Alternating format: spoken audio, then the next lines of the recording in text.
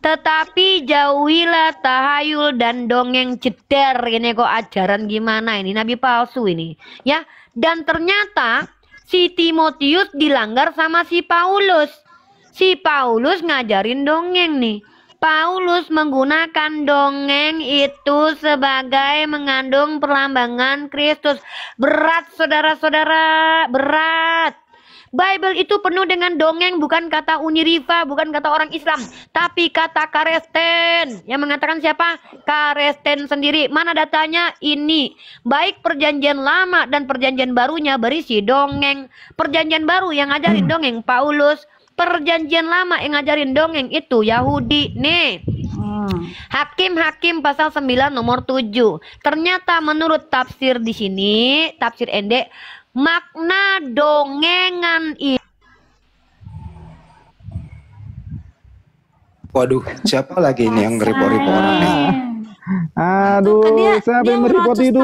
Aduh, nih kenapa itu? Ini si Baru si satu-satu, Dismon. saya diam dulu. Yang report ini si Aku nggak ada, Dismon ini. aku nggak ada mereport Si ya, aku Dismon nggak yang ada report. mereport. Saya nggak ada report. Satu-satu ya. Nggak ada, Ini nggak siapa ada. sih ini yang cowok ini? Diam dulu.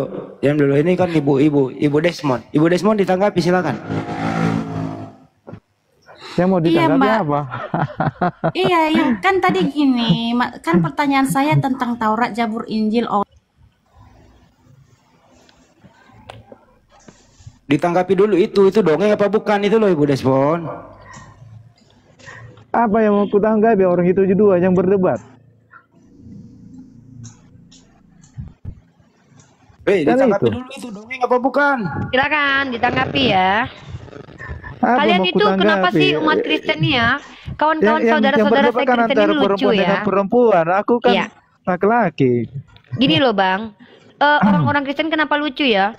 Giliran mengkritisi Al-Quran kami, so iya bertanyanya. Giliran dibalikin agamanya, dibuka aib agamanya, malah ketakutan. Motong-motong saya lagi bicara. Padahal ilmu loh yang saya kasih loh.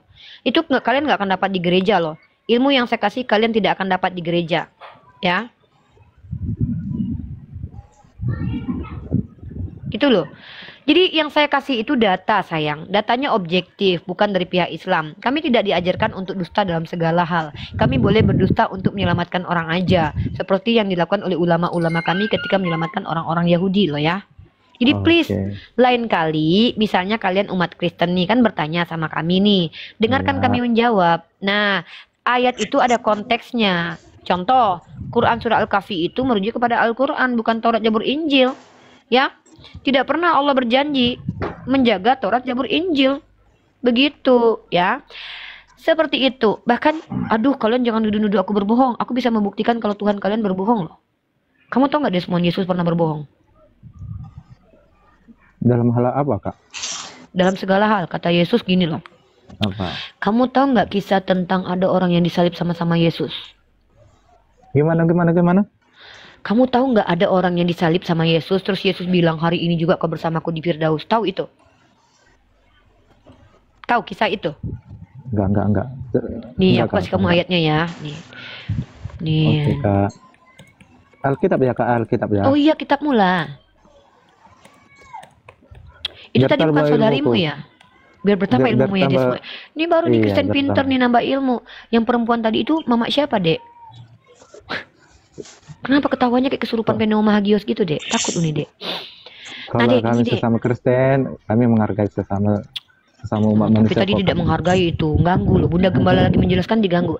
Nih anak bunda ya, anak bunda baca ini. Dicatat ayatnya ya Desmond. Dicatat Desmond ya. Lukas pasal 23 nomor 43 Desmond. Nih ini Yesus yang bilang ya Desmond. Ini warna merah loh Dek ya. Ya, Kak. Kata Yesus kepadanya, singa ini adalah orang yang mau disalib Dek waktu itu. Aku berkata kepadamu, sesungguhnya hari ini juga engkau akan ada bersama-sama dengan aku di dalam Firdaus.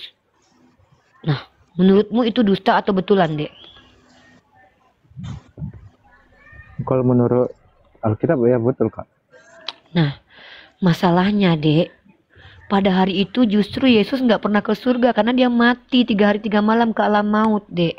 40 hari kemudian dia bangkit dan 3 hari kemudian 40 hari baru dia naik ke surga. Jadi Yesus berbohong, Dek. Kasihan orang itu di PHP. Kau bayangkan lah ya, orang udah mau mati kan. Orang udah mau mati disalib tangannya udah tergantung ya kan. Udah kayak gini kepalanya kan.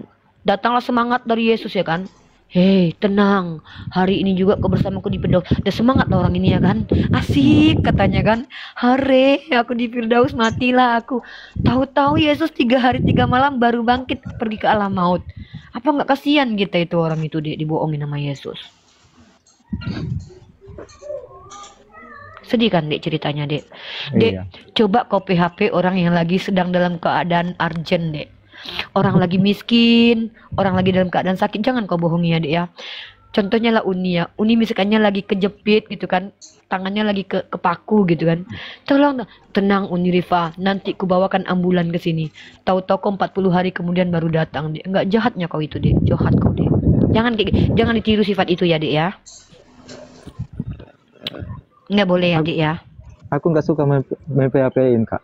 Hah, Masya Allah, bener kamu. Jangan kayak Yesus. Yesus di PHP orang yang disalib itu, kasihan kali dia. Kau bayang 43 hari dia nungguin itu di surga itu. Itu pun belum tentu dia masuk surga.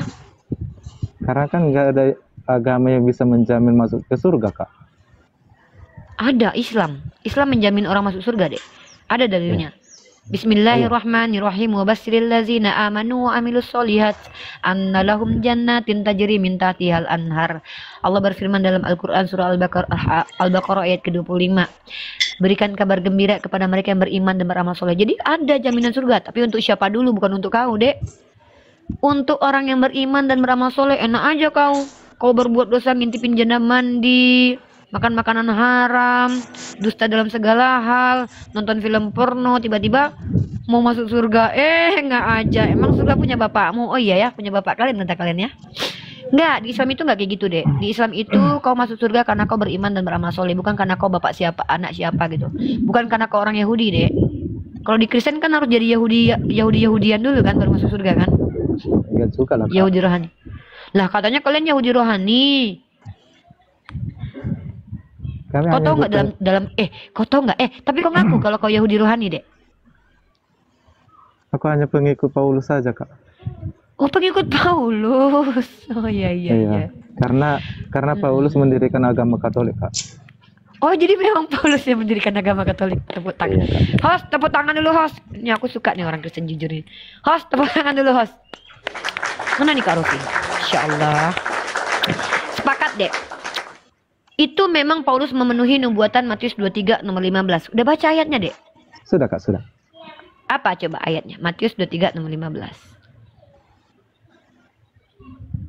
Kak, aku lagi di luar, Kak. Bacakan aja. Udah, Kak. Lagi di Uni luar. bacakan ya. Uni bacakan Iya, ya. Ya, Kak, ya. Luar biasa ya, Dek ya. Uni suka loh orang jujur. Orang Kristen jujur ini langka loh di dunia loh. Dalam 5 juta mungkin setengah mungkin adanya. Ya.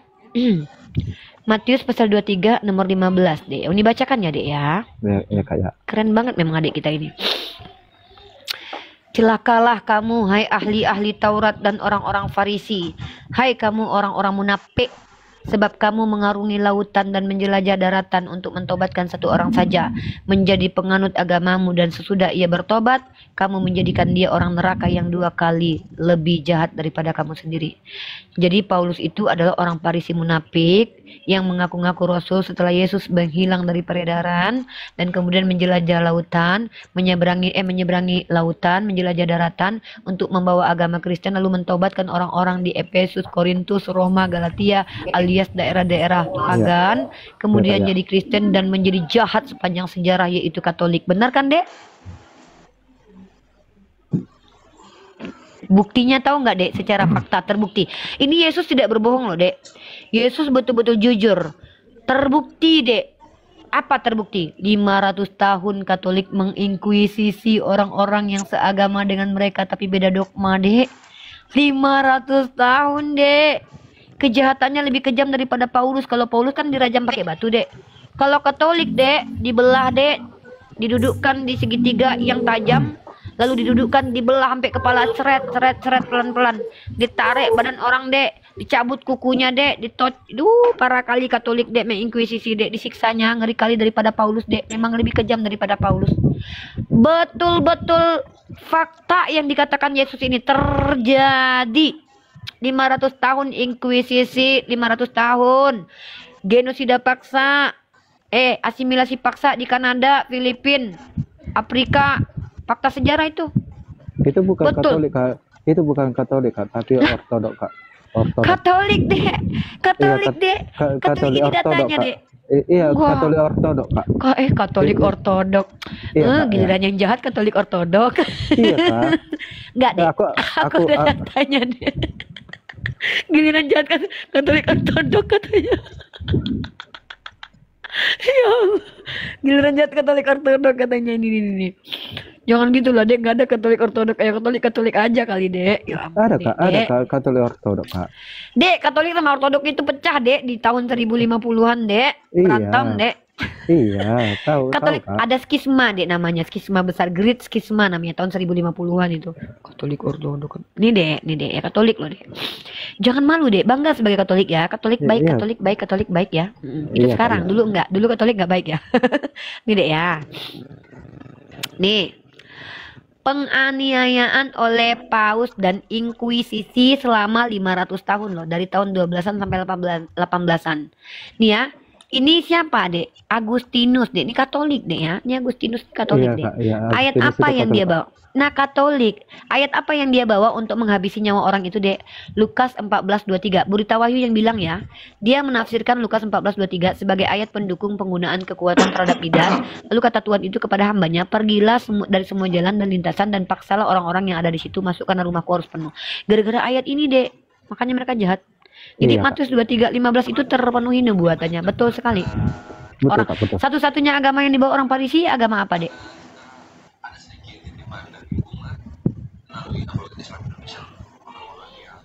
Satu-satunya agama besar yang berkembang yang ditawar-tawarkan ke banyak orang yang dibawa oleh orang Parisi agama apa coba? Lupa-lupanya kata aku Kak. Kristen lah, Dek. Kristen kan dari Paulus, orang Parisi. Ade udah bilang tadi, gimana sih, Dek? Si Paulus kan orang Parisi, Dek. Kristen itu perpecahan dari Katolik Kak. Katanya kamu Katolik. Iya. Sih. Kristen itu dari Katolik Kak. Perpecahan dari Katolik Kristen itu Kak. Dek, Kristen itu istilah untuk pengikut Kristus, Dek, disebut dengan Iya. Kristen, dan itu baru ada di Antioquia. Nah, muncullah kemudian denom-denomnya. Gimana sih, Dek? Kristen itu perpecahan dari Katolik Kak. Enggak, kita lagi nggak bahas Kristen dari mana, Dek. Kita lagi bahas bahwa ada agama yang datang dari orang Parisi yang paling banyak menghabisi nyawa orang. Bahkan menurut Profesor Juan Cole itu, aduh, berapa juta jiwa yang dihabisi itu gara-gara agama itu. Kamu tahu nggak perburuan penyihir 400 tahun di Eropa? Itu juga Katolik tuh, kelakuannya Kak. kejam banget. Iya Kak, iya. Aku tahu kok itu Kak Terus ceritanya. boleh nggak saya bertanya sama kamu, adikku yang ganteng, semoga hatimu terbuka menerima kebenarannya. Boleh nggak Uni bertanya? Boleh Kak. Nah, kalau begitu, secara fakta kita sudah tunjukkan data betapa kejamnya orang-orang Kristen sejak zaman dahulu hingga detik ini. Apa alasan agama kamu dikatakan agama kasih, Dek? Karena yang dipercaya oleh Katolik itu adalah kasih untuk menuju jalan ke surga Kak. Alasannya apa? Apa alasan Kristen dikatakan agama kasih? Alasannya Mm-mm. itu Nih, nggak- mohon maaf nih, bentar. Itu nggak punya alasan. Secara Kak. dalil di kitabnya kejam, paksalah, faktual, sejarah menunjukkan betapa kalian kejam. Iya Kak. Nah, lalu apa alasan kalian dikatakan agama kasih? Alasannya apa? Kalau saya mengatakan begini nih, weh, Desmond, Islam itu agama rahmatan lil alamin loh.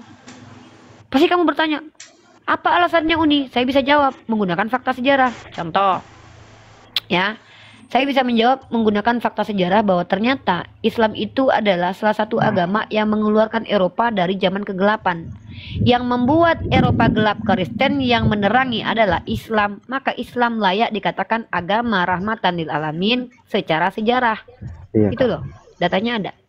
Iya. Itu pada masa itu ya Kak ya. Pada masa itu ya. Sampai detik ini sebenarnya kalian cuman nggak sadar aja. Kalian tahu tidak siapa yang paling banyak menyuarakan untuk kemerdekaan orang-orang yang sedang dijajah? Islam. Kenapa? Karena agama kami mengajarkan perangilah orang-orang yang memerangi kalian. Nah, Kristen bagaimana? Tidak, kalian justru mensupport orang-orang yang sedang menjajah atas nama Tuhan. Sampai detik ini kami menjadi rahmatan lil alamin. Ya, saya tidak bicara tentang umat Islam, saya bicara tentang agama Islam. Agama Islam tetap dengan ajarannya yang tidak berubah-ubah. ya, tetapi mampu mengikuti perkembangan zaman dan relevan untuk diterapkan, bahwa kami diizinkan untuk memerangi orang-orang yang memerangi orang lain dan memerangi diri kami. Tapi di Kristen tidak boleh, tidak relevan ajaran ini untuk diterapkan.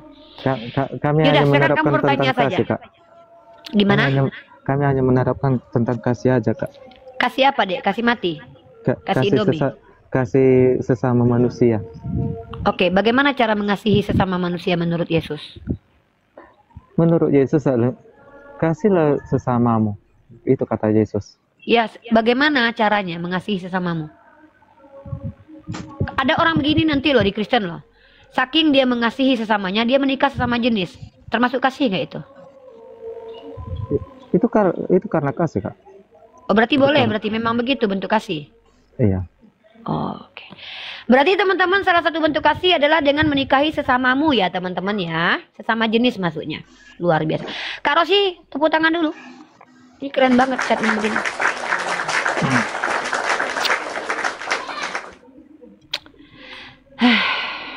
Luar biasa.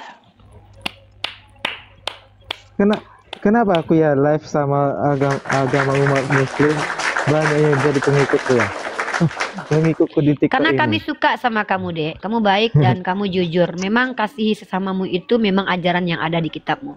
Iya, Kak. Baik, itu saja mungkin Bunda Gembala berbagi wawasan di Komal-Komal, memberikan kajian. Dan Kak Rosi, Desmond, saya mau kasih kajian sekitar 5 menit paling lama. Saya usahakan cuma 3 menit lah, atau ya 5 menit lah. Boleh ya, Desmond? Boleh, Memang saya Kakak. tujuannya sebenarnya untuk memberi kajian. Nanti dilanjut sama Bang Handi aja dan yang lainnya, dan Kang Chan juga. Oke teman-teman, sebenarnya saya mau memberikan kajian yang setiap hari akan saya tampilkan. Saya cari terus materi, saya berikan materi terus di Komal-Komal. Yang mau berdebat dengan saya dua arah harus akademis ya. Kalau awam bertanya saja. Nah, teman-teman, kalian tahu bahwa umat Kristen sering menuduh kita adalah umat berdusta dalam 3 hal. Padahal di mana salahnya berdusta dalam 3 hal? Karena berdusta dalam 3 hal itu adalah dusta yang menyelamatkan diri sendiri, orang lain dan juga negara kita. Contoh dalam Sunan Abu Daud disampaikan ajaran itu. Ya, ini yang menjadi fitnah, syubhat yang saya nggak ngerti apa masalahnya. Sunan Abu Daud nomor 4275 ya. Di sini bahwa Rasulullah itu tidak memberikan keringanan untuk berbohong kecuali pada 3 tempat. Ya, pertama untuk memperbaiki hubungan antara manusia. Lalu kemudian ketika berperang dan juga menyelamatkan rumah tangga kita atau menyelamatkan diri sendiri. Boleh teman-teman ya berbohong dalam hal itu. Nah, entah kenapa ini menjadi aneh bagi umat Kristen yang mengatakan mereka tidak boleh berbohong dalam segala hal. Justru ini bentuk Tuhan yang kejam. Kenapa? Ketika ingin menyelamatkan orang lain bisa kita lakukan dengan cara berbohong dan terdesak, maka itu masuk berdosa menurut Kristen, maka Tuhannya kejam sekali ya. Ini Tuhan yang tidak ada toleransinya sama sekali nih. Nah, dan bahkan sepanjang sejarah menurut sumber yang saya ambil dari situs Yahudi sendiri, ternyata dulu umat Islam di abad ke-19 bahkan demi menyelamatkan orang Yahudi dari kejaran orang Nazi Jerman yang ingin menghabisi orang-orang Yahudi, orang Islam bahkan berbohong untuk mengeluarkan dokumen palsu, mengklaim bahwa orang Yahudi itu adalah orang Islam saudara kami, jangan dihabisi nyawanya ya orang Kristen. Justru kebohongan ini menyelamatkan ribuan orang Yahudi teman-teman. Dan ini terdokumentasi dalam fakta sejarah. Saya akan tunjukkan satu-satu datanya teman-teman ya. Saya ambil dari Jewish Telegraph Agency (JTA). Norman Gersman mengatakan di sini bahwa di kantor Yayasan Yahudi untuk orang-orang yang bertindak patut, ia mengetahui bahwa penduduk Muslim Albania mempertaruhkan nyawa mereka untuk menyelamatkan populasi Yahudi yang kecil di negara itu pada penjajahan orang Kristen Nazi. Itu satu ayat ya, di mute dulu yang lain ya. Saya cuman kajian aja. Kak Rosi, di mute dulu yang lain Kak. Nah, ini data boleh kalian screenshot, kalian boleh ambil. Nanti saya akan rilis di mesia.org. Hanya sedikit orang yang tahu kisah ratusan orang Yahudi yang diselamatkan dari Holocaust oleh Direktur Muslim Masjid Paris ya. Ya ini fakta-fakta yang ada. Penyelamatan yang dilakukan oleh orang Islam dari kejaran orang-orang Kristen Protestan Jerman. Yang dirilis oleh Harris, bagaimana Masjid Agung Paris yang menyelamatkan orang-orang Yahudi selama Holocaust. Lanjut. TRT World. Di sini dikatakan bahwa orang-orang Yahudi ini diselamatkan, bagaimana Masjid Paris menceritakan sejarah terlupakan persatuan Muslim dan Yahudi. Silakan baca teman-teman, nanti aku tunjukkan. Bahkan dirilis oleh The International Raoul Wallenberg Foundation. Apa katanya di sini? Tidak ada negara lain di bawah pendudukan Jerman yang memiliki lebih banyak orang Yahudi daripada sebelum Holocaust. Pada awal tahun 19-an, orang-orang Yahudi di Tirana menerima perintah untuk mendaftar di Gestapo. Orang-orang Albania yang adalah Islam itu, teman-teman, membantu mereka dengan memberikan dokumen identitas palsu. Orang Islam ramai berbohong untuk menyelamatkan orang Yahudi dari kejaran orang Kristen. Artinya, bohong dalam 3 hal itu adalah solusi untuk menyelamatkan nyawa orang lain, dan terbukti saudara-saudara kita dulu di Albania melakukan hal itu dan berimplikasi penyelamatan terhadap hampir ratusan ribu orang-orang Yahudi yang dikejar oleh orang Kristen yang katanya agamanya agama kasih. Ya, dan situs-situs ini akan saya rilis nanti di mesia.org. Banyak sekali situs yang harus kalian baca supaya kalian tercerdaskan, tahu fakta sejarah betapa Islam itu menjadi rahmatan lil alamin sepanjang sejarah, bahkan pernah menguasai ilmu pengetahuan seperti itu. Ya, baik, ada lagi pertanyaan Desmond sebelum saya pamit undur diri dan dilanjut diskusinya dengan yang lain. Oke, tadi kakak bilang itu berbohong itu nggak baik, kakak bilang tadi kan? Saya nggak bilang begitu. Kami umat Islam itu tidak dibolehkan berbohong kecuali dalam 3 hal. Apa itu? 3 hal itu menyelamatkan orang lain gitu. Contoh kak? Kalau di Kristen boleh berbohong nggak? Nggak boleh kak. Oke, seandainya suatu saat terjadi kepada diri kamu, kamu menjadi intel negara ini, ya, kamu tertangkap oleh negara musuh, lalu ditanya sama kamu, "Hey Desmond, kamu tentara Indonesia kan?" Kamu jawab, "Iya." "Di manakah disembunyikan senjata Indonesia?" Sementara kamu tahu, apa jawaban kamu pada waktu itu? Terus dia dijawab jujur aja kak. Pengkhianat negara Kristen ini, teman-teman, kalau jadi intel nanti, ya.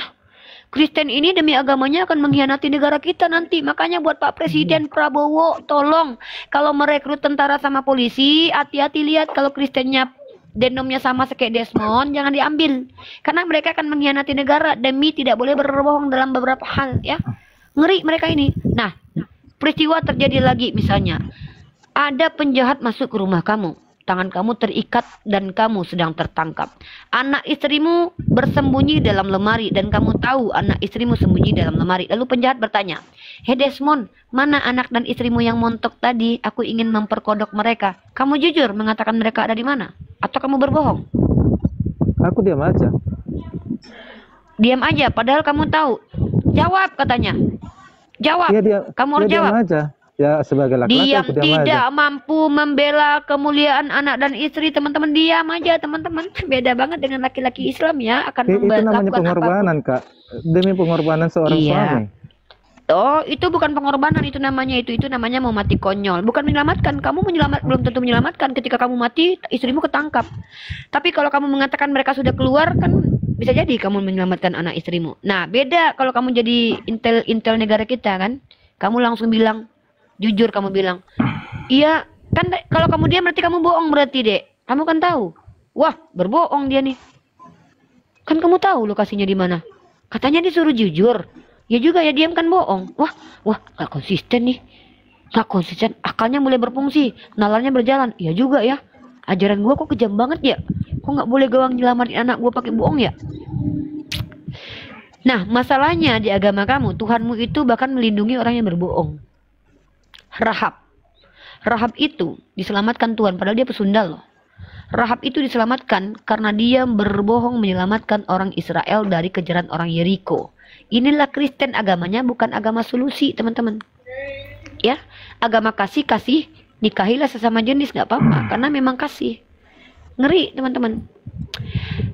Udahlah, nggak apa-apa sih, kami ikhlas kok agama kalian kayak gitu. Toh kalian juga kok yang punya agama lakum dinukum waliyadin, yang penting kami udah tahu aja gitu ya. Ya, silakan. Ada anak bunda yang mau bertanya lagi, bertanya saja. Kalau awam, kalau berilmu silakan buka cam. Kita diskusi 2 arah dengan menunjukkan data-data yang ada. Bawa data-data kredibel dan objektif ya. Gini kak, apakah Apa dia? bohong itu hal yang baik? Dalam 3 hal boleh baik. Enggak. Itu pertanyaan itu. Apakah Dalam bohong... 3 hal, saya bukan. Enggak. Saya ini bukan Apakah babu bohong itu siapa-siapa. tidak... Apakah Dalam bohong 3 hal itu baik. Dalam 3 hal Bukan- baik. Bukan 3 hal. baik atau tidak, itu aja Bohong ya, itu Kak. pada dasarnya tidak baik, tapi dibolehkan dalam 3 hal. Karena baik dalam 3 hal itu. Oh, sungguh berat saudara-saudara. Oke, membunuh itu baik nggak? Karena Membunuh kita, baik. kita berbicara Ya udah, tentang saya balikin. kebohongan. Ya udah, kalau kamu tidak terima, saya apakah tanya, membunuh baik nggak? tidak baik? Oke, kamu selamat karena pembunuhan Tuhan atau bukan? Berat, saudara-saudara. Udah ya, udah logikanya udah di situ aja. Udah, silakan kamu berdebat dengan pikiranmu sendiri. Saya nggak terlibat dengan pikiranmu yang cacat logika ya. Ketika kamu bilang berbohong itu buruk semua, saya jawab tidak semua buruk. Ketika saya balikin kepada kamu pembunuhan itu buruk, iya buruk. Tapi kamu diselamatkan karena pembunuhan Tuhan. Ini yang disebut dengan logika cacat. Ya, oke, terima kasih Kak Rosi. Lanjut Bang Andi, lanjut. Saya mau undur diri dulu, mau istirahat. Sudah 1,35 dari tadi saya keliaran. Saya kasih statement dulu. Makasih. Ya teman-teman, insya Allah bismillahirrahmanirrahim. Ke depan komal-komal seperti komal Kak Rosi, komal Bang Faruk, komal kata Bible, komal insya Allah ya, insya Allah Kak Rosi bulan ini nggak tahu dapat apa enggak. Berdasarkan keputusan kami Mesia.org, sebuah program yang membuat para komal-komal ini semakin semangat untuk berdakwah. Kami akan memberikan tunjangan wifi kepada seluruh komal-komal yang konsisten dan bil hikmah ya. Konsisten itu mereka memang live terus walaupun penontonnya cuma 20-30, mereka konsisten terus tidak berhenti karena Allah, dan mereka istiqomah dan bil hikmah. Mereka menghadirkan narasumber-narasumber berkualitas untuk diskusi lintas agama yang teratur sesuai dengan agama kita, tidak menaikkan orang-orang yang memang tidak kapasitasnya. Kemudian mereka adalah orang-orang yang betul-betul terlihat oleh pengurus kami sebagai orang-orang yang jujur. Insya Allah komal mereka akan kita berikan tunjangan wifi, tunjangan kesehatan, dan tunjangan makan. Terima kasih buat kontributor kami. Saat sekarang ini sudah terkumpul sekitar 9 jutaan uang, telah bisa mengcover 3 bulan pemberian tunjangan ke depan, dan kita hanya bisa menambahkan sekitar 3, lagi bulan ini, bulan depan insya Allah. Pemberian tunjangan ini per tanggal 25. Program ini adalah program independen dari komunitas pecinta para apologet, di mana kontributor-kontributornya tidak berhak mengatur program, tapi berhak mengetahui uang kita kemana pergi dan keluarnya, karena kami adalah program independen seperti itu. Nah, untuk Kak Rosi pertahankan konsisten terus komalnya, sehingga nanti kami akan support untuk pemberian tunjangan wifi, tunjangan makan, dan tunjangan kesehatan. Insya Allah kami akan berusaha semaksimal mungkin mensupport para apologet agar lebih bersemangat dalam berdialektika. Bunda Gembala pamit undur diri. Terima kasih para netizen-netizen tercinta. Lanjut perjuangannya Bunda Gembala. Wabillahi taufik walhidayah. Kak Bunda Gembala, Kakak Rosifa, Kang Chan, Bang Andi, Ustadz Miftah, Bang Candu, Bang P, lanjut Desmond ya. Silakan menikah dengan sesama jenis karena itu ajaran kasih ya. Saya nggak ikut-ikut campur dengan hal itu ya. Aku sudah Subhanakallahumma wa bihamdika asyhadu an la ilaha illa anta astaghfiruka wa atubu ilaik. Assalamualaikum warahmatullahi wabarakatuh. Waalaikumsalam warahmatullahi wabarakatuh. Jadi program-program ini memang kita harus saling mendukung ya teman-teman ya. Kita berikan respon yang positif kepada orang-orang di luar sana yang memberi simpati kepada, sering-sering buka komal ya, minimal membantu meringankan beban membayarkan wifi ya, itu hal yang sangat positif dan perlu direspon gitu ya. Setuju ya Mbak Ustadz Bitpa ya, yang lain-lain? Iya, sangat. Memang itu perlu support seperti itu karena ya walaupun cuma duduk saja, coba kita menghargai waktu, kemudian juga ini kan bukan hal yang mudah menyempatkan waktu di sela-sela kita mengurus keluarga gitu Bang Andi kan, apalagi yang ibu-ibu juga mengurus suami, keluarga, ini bukan sesuatu yang ringan gitu, dan support seperti ini sangat diperlukan gitu. Aman, setuju. Dan Wifi juga saya